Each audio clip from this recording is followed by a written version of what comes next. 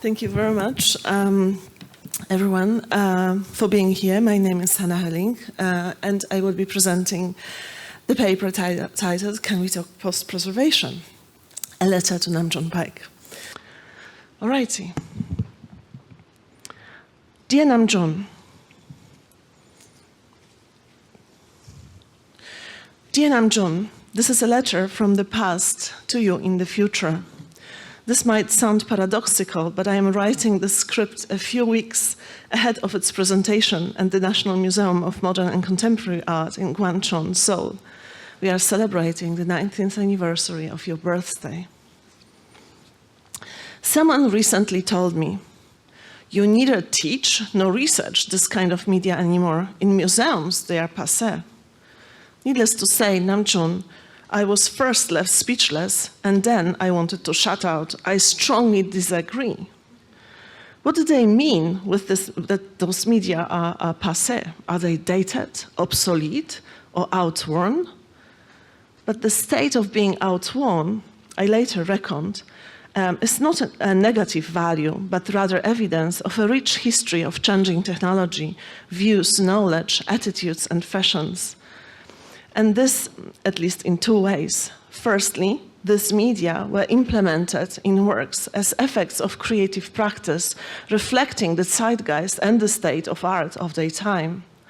Secondly, from your media, dear Paik, we can read how the practices of collecting, archiving, conserving, and preserving have shifted from an object orientation of traditional conservation to a more open ethics of care, which more recently have encompassed not only a work and its effects, but also, and above all, those people that gave rise to them and who maintained them, or who maintained this media over time. Also, the role of the tacit and explicit knowledge plays here a role, as you know. So your media have taught me the world, the vibrant, flickering power of video, the monumental beauty of your cathode ray tube video walls, the stoic tranquility of electronic line, the participatory dynamic of activation, the joy of archival serendipity and randomness of editions.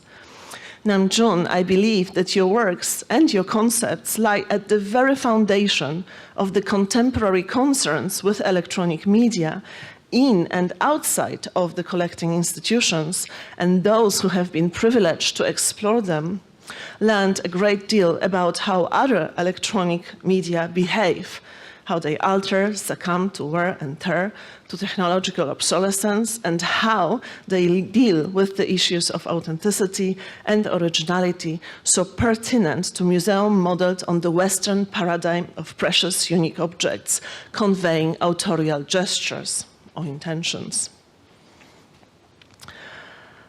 The structure of my intervention is based on several quotations of your words, which will provide, I hope, a manageable kind of framework for the vast flows of knowledge which I have been exposed to and have cultivated also over the past 12 years working on the themes of Paik's media. Your multimedia work Canopus from 1989, now in the collection of the ZKM Center for Art and Media in Karlsruhe, Germany, will help me to argue my points. So here is the first quotation. As for the eternity of my work, you don't need to worry at all. It will last longer than Vermeer or Rembrandt. You simply repair or replace the picture tube when it gets old, which is cheaper than a restorer.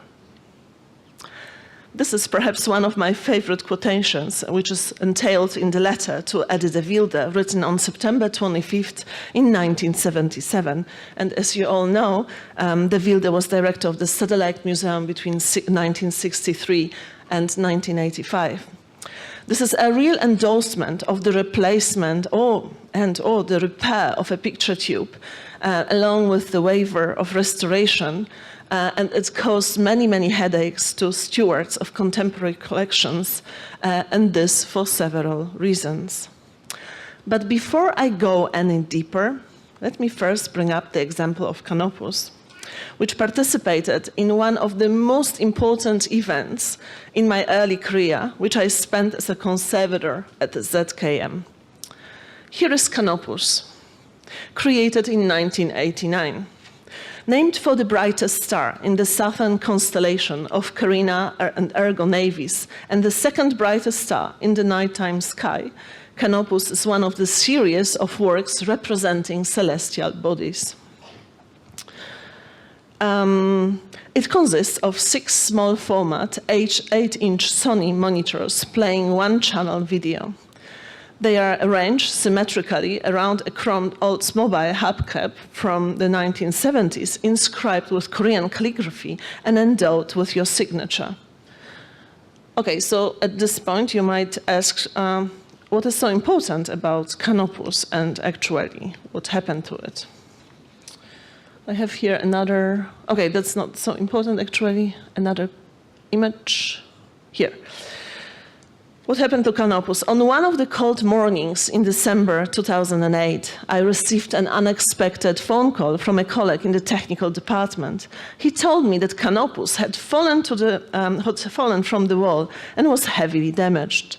That morning at 5:10, the night guard at an external gallery that featured the exhibition of your works from ZKM collection had been startled by a loud crash. When he investigated, he found your work lying face down on the floor, surrounded by the scattered glass. The aluminum frame that held the monitors exposed and loose electric cables hanging from the wall. When my colleagues from the conservation department and I examined the scene and turned the installation face up, we noted that damage to almost all its elements. Every vacuum tube of the 6 cathode ray tube monitors had imploded, its plastic case shattered, and the hubcap was severely damaged. Here are a few slides of this situation. Although the video data for the work was safely stored on a digital carrier, on the compact flash media player, and the supporting structure remained stable, your Canopus presented a lamentable picture. The damage to it, though unfortunate, led to one of the most compelling discussions that I participated in an institutional context. But let me pick out just a few aspects of it. As it is evident from the images, your Canopus required either a full repair or replacement of the monitors. To repair a picture tube, as you, dear Paik, have proposed, means to make the means and knowledge available to perform a recovery of its electronic inner life. Although this knowledge is still available, it is increasingly getting scarce, in that the expert technicians who are able to fix a defective cathode ray tube monitor are becoming older, and new generations, unless instigated by archival or museum work, rarely recognizes the necessity to perform repairs or to preserve technical knowledge. In my tenure as head of conservation at ZKM, a specialized technician was hired whose knowledge enabled him to judge whether a picture tube is worthy of repair or whether another one should replace it. The preservation of knowledge, of the technological and technical know-how, is at least as important, if not even more important at times, as the maintenance of physical objects, in my view. The work of a conservator repairer of a picture tube is not, to my knowledge, taught in the conservation programs. Often, the museums rely on external expertise in conducting conservation measures, on multimedia installations, and you know very well there are different studios. By one of them, perhaps that quite a lot was being spoken about, the City Louis, City Electronics in New York. The second reason why a repair of a picture tube is increasingly more problematic is that the replacement parts are becoming difficult to obtain. So as you see, the application of your proposal seems less straightforward, right, as it might have seemed in the moment it was uttered. And how about your proposed replacement of the picture tube? Indeed, to replace a picture tube might mean to source a second-hand market for similar device and perform the replacement. Stockpiling technology of the 1960s to 90s is a common strategy practiced by museums around the world. given that the most of the production of high-end cathode ray tube monitors had ceased around 2010, the replacement strategy is finite, despite the fact that new approaches to re-engineering of this media are arising. So here's again the glowing canopus, just for your reference. So here is what has been decided, what was decided in relation to canopus. It was decided to present it with replaced picture tubes, framed into restored frames. You saw some of those frames on this other slide. The video program played back from flash media player, which remained intact, and with a damaged inscribed hubcap. The proposal to emulate and replicate the hubcap was refused. However, dear Paik, what interests me more in the context of the replacement is that it moves the discourse from the technicality and technical operability of the work to the ethics and aesthetics of contemporary conservation.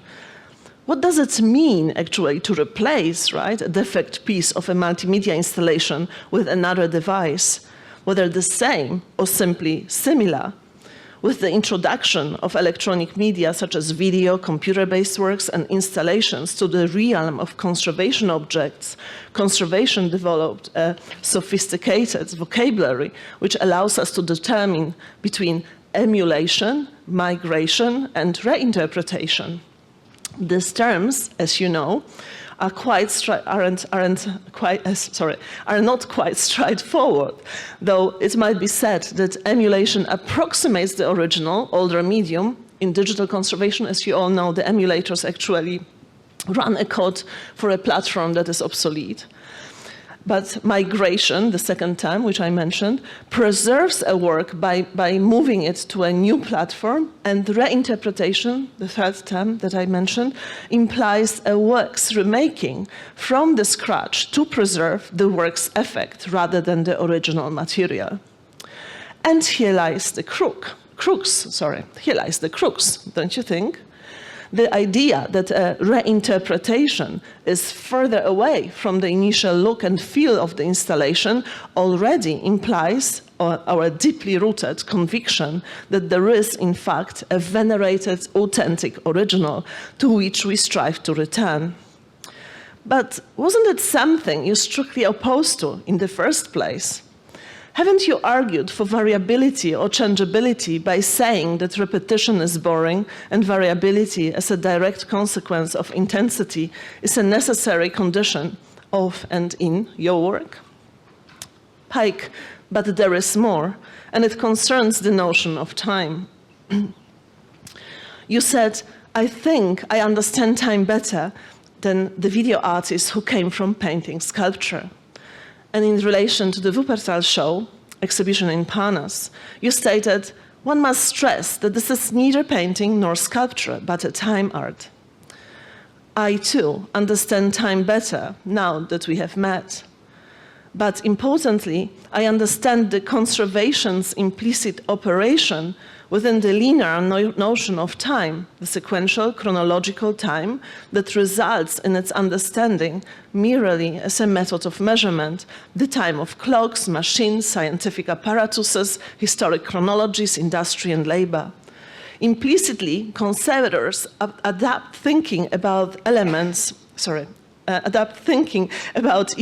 that take place in the life of an artwork as occurring on a timeline, valuing them according to their precedence. This valuation is revealed in the wish to access the point of creation, the author's intention, and the source of the original object. The conservation paradigms such as reversibility, the belief in an original, quite often preferred, right, condition of an artwork, and the notion of restoration rest on the implied notion of measurable and linear time. Some scholars suggest that museums are preoccupied with the sameness of the objects, which is only partially true, I believe, since the conservation actions have always oriented themselves at an original that lied in the artwork's past. But you know, dear Namjoon, sameness and difference are highly complex notions. Let's take the ship of Theseus as an example. The Greek philosopher Plutarch, in his Vita Thesei, introduces Theseus, the mythological demigod and hero, and a leader in classical Athens. The ship on which Theseus battled became a memorial that was kept intact for some hundreds of years. But because the ship has been restored multiple times, the old planks have been taken away as they decayed and replaced by new and stronger timber. The ship, according to Plutarch, become a standing example among the philosophers for the logical question of things that grow, one side holding that the ship remained the same, and the other contending that it was not the same. Plutarch poses a philosophical paradox about the identity of objects experiencing change that is still debated intensely in contemporary philosophy and ontology. When does an object experiencing change become something else? And when is it still the same object? How much can an object change and still retain its identity? How much can how much change would transform the object into something else? So let's return to Canopus again. The monitors have been replaced, as you remember, with 6 lookalikes to be played back from a flash media player that has been installed prior to the incident. According to the nominal authenticity, the empirical facts related to the origins of an artwork, this canopus isn't identical with the pre-incident manifestation. Would you agree? Yet according to the performative paradigm and its accompanying expressive authenticity, meaning its interpretation, its faithfulness to the performer's oneself, following a set of instructions, the post-2008, the post-incident canopus, is still identical with the pre-incident manifestation, with its pre-incident manifestation. However, any attempt to replace the hubcap, due to the impossibility, as you remember, of the repair, with reconstructed inscription was rejected as an attempt to falsify the work. And why is that? Well, because, I believe, the museums and conservation operate within the traditional notion of nominal material authenticity when it comes to the sculptural autographic elements of a multimedia work. But they follow expressive authenticity in case of electronic media, the playback apparatuses and display devices. The changeability of a work is thus displayed not only on its operational material level, but also on the level of your work's conceptualization. Paik, if you knew what we went into with your works, and obviously with your words. If thus a work is a changing same, to adapt the notion from Baraka and from Schneider, then we need, in conservation, to divorce us once and for all from the attachment to the linear progression of time and understand works in a nexus of relations as a swarm of manifestations without any prevalence of their earlier or later versions. I believe then that to care for an artwork like yours is to engage with the archive, not only as a physical space which harbors instructions, documents, the condition reports, but also as a virtual domain which contains all manifestations of a work. It is on the basis of such archive that the activation of an artwork takes place, and to which every following work's activation contributes. So, dear Namjoon, I hope you agree that when the picture tube gets old, you neither can simply repair it or replace it, nor is this process cheaper than a restorer. Even if this would be possible, we cannot simply replace one medium with another without having a more serious discussion about what does such a replacement actually mean. We need to ask, what exactly is the work? How is the work, right? And when is it? Thereby leaving behind the care for the purely physical. But there is more. We need to think conservation as an intellectual endeavor, one that does not only critically contend with the notion of the work, but one that generates knowledge which allows us to better understand what needs to be kept and cared for. Only so does conservation emerge as an epistemic practice rather than remaining a set of actions reacting to a given status quo. Beyond its pure operability and technical application and leaving behind the limits of material preservation, conservation becomes a way of drawing objects to conscious attention and making them apparent. It becomes truly a knowledge-generating activity.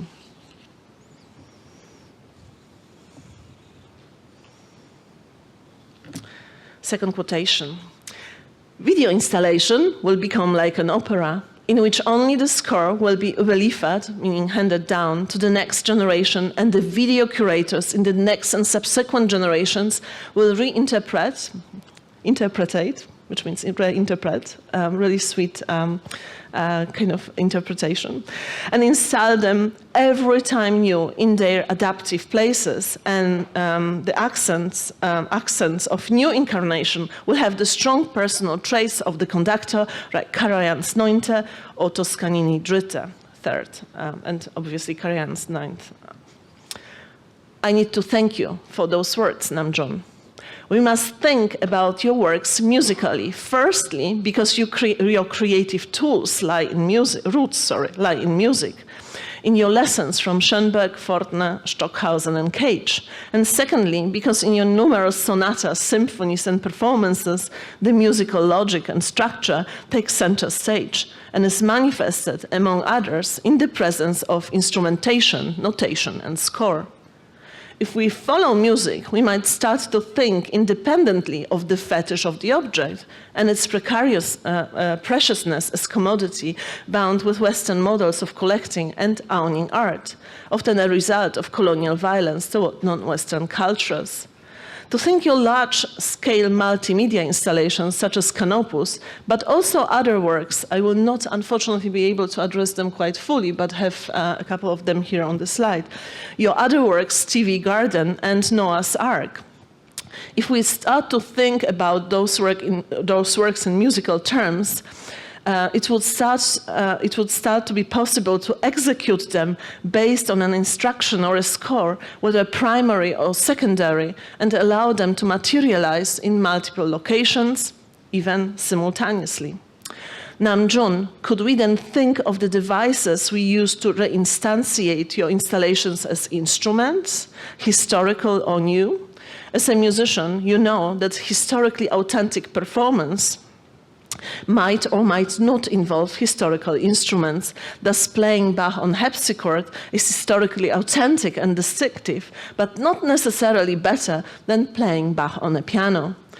The Canadian pianist Glenn Gould felt that the modern grand concert piano revealed more clearly the interweaving of musical voices in Bach's compositions. Historical authenticity does not guarantee that a performer or a performance will realize the full aesthetic potential of a score. If we follow the performative paradigm, we realize the full aesthetic potential.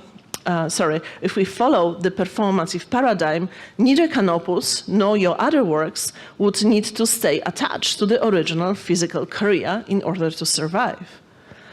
Apart from the instrumentation, it is also, as you suggest, the interpretative skills and agency of the performance that impact the realization of your work.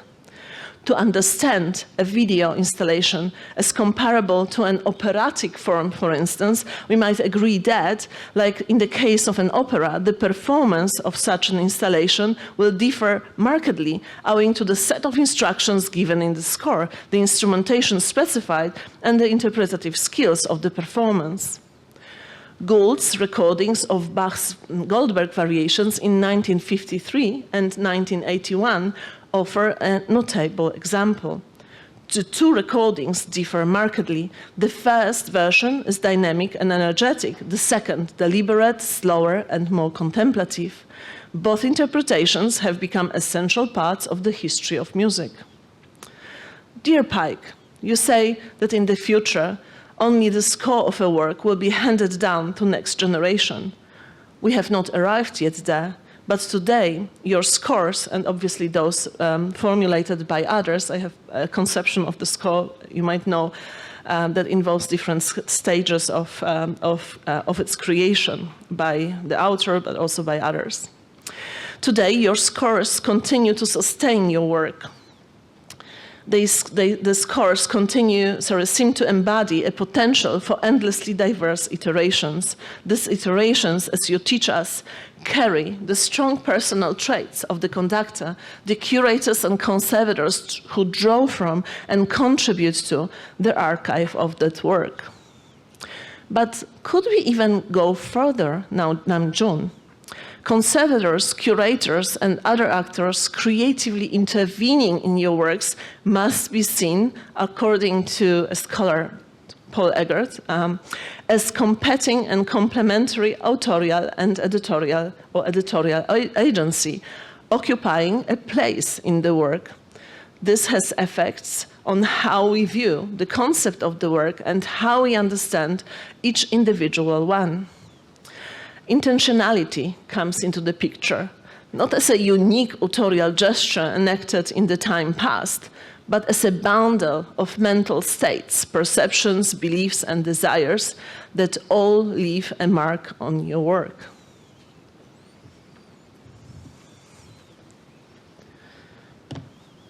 Third quotation.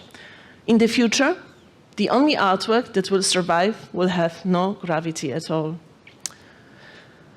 These perceptions and what have been said already, dear Paik, bring us to the last motive in my letter. If works can, as you propose, be treated independently to the physical media that had been used once and that had been since become dysfunctional, why not to shift away from the constraints of classical conservation altogether? As you aptly noted on another occasion, the culture that is going to survive in the future is the culture that you can carry around in your head. A solution might be glimpsed from the tactics of cultural transmission, used, among others, in translation studies and heritage studies as a mindful assurance of this work's medium-independent fluidity, a fluidity that radically confirms change, not as a necessarily evil, but as a condition of possibility for this work's survival. Here, post-preservation emerges as a forward-looking, creative, and inclusive presencing of the past, lacking the limitation of material trace. It is a sort of doing, a horizon, and a sense of potentiality. Such reading for potentiality suggests a futurity which is never only the effects of its material. This takes us back to music or poetry, which has been transmitted without the ballast of its tools for times immemorial. It might be said that these forms have been in a mode of preservation even before they started to be preserved. What I am putting forward, dear Namjoon, is by no means to dispose of the reparation and restoration of your monitors. Rather, my point is to start forging a creative, interpretative engagement with the past that is liberated from the paradoxical constraints of material and of the material authenticity. It means that, on the one hand, we should agree that dysfunctional media carry a timeless aesthetic that might liberate your works from the threat of obsolescence. On the other, it might mean to continue your works by activating them in the present moment, for instance, by deploying artistic gestures and creative reenactments, which would leave behind the fetish of the object and the historical ballast of the outworn.